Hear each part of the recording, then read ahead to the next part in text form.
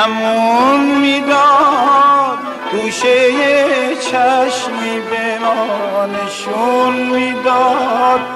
یک کتاب حرف تو دلم داشتم اگر خدا یک ذره به من زبون میداد.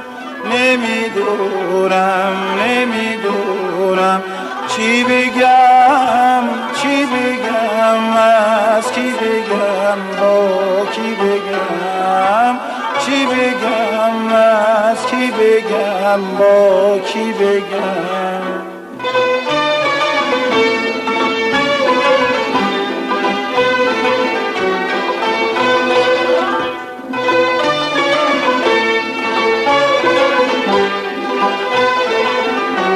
میدونم لبهای من همیشه بسته میمونه، خستگی ها برای پاهای خسته میمونه.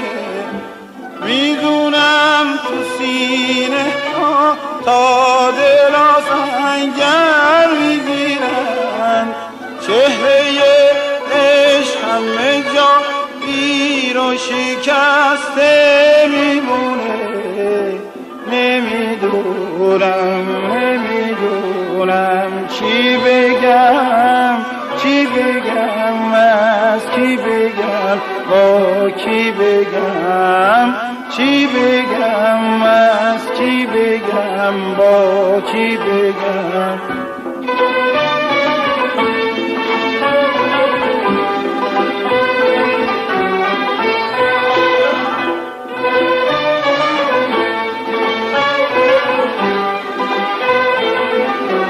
زمون خاطره های ما را از ما میگیره، پس نمیده که میده خونه خوشبختی رو برداشته به هیچ کس نمیده، که میده خونه خوشبختی را برداشته به هیچ کس نمیده.